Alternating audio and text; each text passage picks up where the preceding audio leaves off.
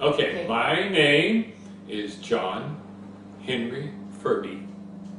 And anytime anybody wants me to sign my John Henry, I can do that. I came to Desert Hot Springs in 1969, I think March. The first possession I purchased was with a partner. I bought the Willets, which is where we are now seated, which was a house plus a 6-unit motel. We ran it as a motel for about 2 months, which was a very hard life, and then we converted to apartments. In the process of, this had been in receivership, had been vacant for a few months. So in the process of putting it back together, I saw the drugstore was for sale. And I'm a pharmacist, and I was had just ended a job at Ramon Drug in Palm Springs. So I was thinking about going to Eagle Mountain to go to work, because that was the best pay in California at the time. Kaiser Steel Mill, a union job. But then I saw the drugstores for sale, and I bought the drugstore and lived happily ever after. And the population at that time was about 2,500. Interesting. Okay, let's hear from Jim. And now I take my politics. My politics are for whatever is good for the people, and in almost all cases that will be Republican. And movie stars, oh, you won't know about them. I know Martha Stewart, though. All right. Jim. Let's introduce Jim. Jim Haidet, moved here in 1943, owner and operator of Haidet's Hardware since 1960. Population at that time was about 100, maybe. I know there were 12 houses in town then, 2 motels, 1 restaurant, and 1 sort of a market. And as far as the family, I've raised 3 kids here. Moved back, I actually was gone from 1953 till 1960, or 54.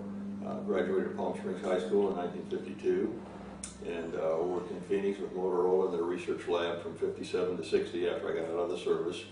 And then moved back here in 1960 when my parents were to the point where they were going to sell the business or to somebody. And so we came back in 1960 and decided we'd give it a try for a year, and I've been here ever since. That's what happens when you try things. Yeah, right. You never know what's going to happen. And how did everything look back in those days? The streets and the stores? Well, there was no paved streets at all. I remember I came out, my dad, actually Aubrey Wardman's doctor was my dad's doctor in Whittier. And my dad had asthma real bad. And his doctor told him, he said, John, he said, I don't know what else to do for you. We'd moved to Southern California from Ohio in 42, 42, for that purpose. And he wasn't doing any better. And LA at that time was all fog, you know, there was no smog, but it was fog. And so his doctor told him, John, he said, there's a place out in the desert that seems to help people with asthma. And so he said, let me talk to Aubrey and see if he'll take you out there. So he took him out the next weekend, and he told him later, I thought you were going to die before we got here. And he rented a room at that little motel on Palm Drive there. And the next morning, the guy that was running the motel thought he had croaked also, because it was about 10 o'clock and he wasn't up. The first night he was here, he laid down and he slept all night for 20 years. He had never laid down to sleep. And he called my mom and he said, we're moving to Desert Hot Springs. She says, what are we going to do? He said, I don't have a clue. But he said, I can breathe.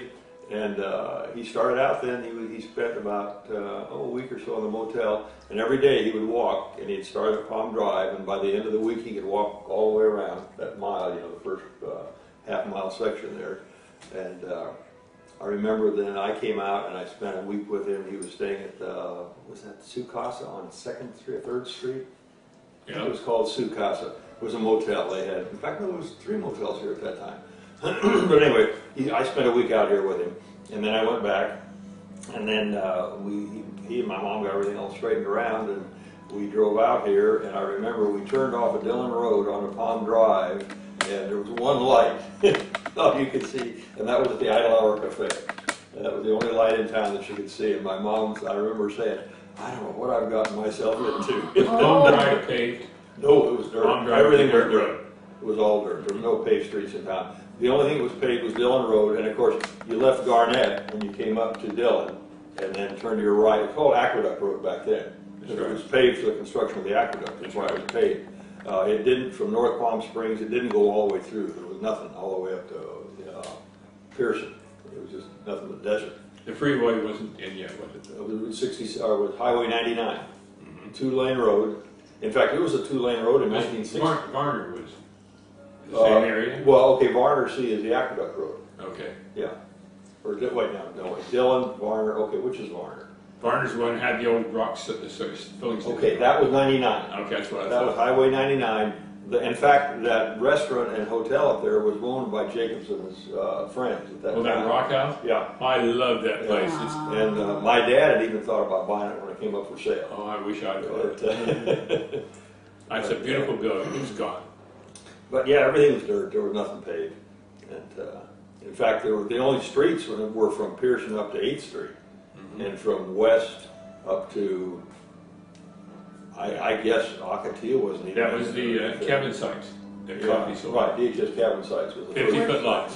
Where were the cabin sites? It was called that, DHS cabin sites. It's from Palm to west from Pearson to 8th Street.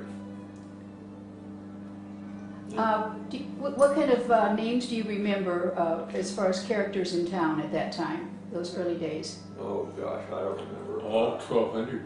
All 12, yeah. Yeah. Well, actually, Viola Dinsmore had a motel up on 8th Street, a little two-unit place or something like that.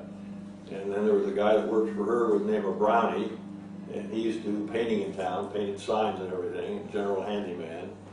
And then across the street was the Wardman Ranch. They call it the Wardman Ranch. It's where the Spa Hotel is now. And I don't remember. No, was it Wardman Ranch? No, it wasn't Wardman. It was, geez, I forget the name. Wooden coffee. No, no, it was actually here before coffee even came here. Chandler Ranch. Yeah. Wardman ended up owning it, I think. Could have been, very possibly, yeah. And he subdivided all the area out there. Right. And then on Pearson, when you left Palm and Pearson and went east, halfway up the road, well, a quarter of a mile up there, was Freddie off Pearson's place, who was an artist. And that's what they named Pearson Boulevard after. Yeah. And he had a place up there. In fact, he even had a basement, as I recall.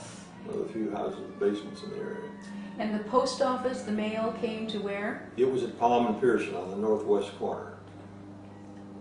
Where the Historical Society is going to go. I guess so. You're going to build a building, or you're going to move in a building that's there? Or That building, the Horton building. Okay. Yeah, the city's going to let the chamber be there and so on. Good.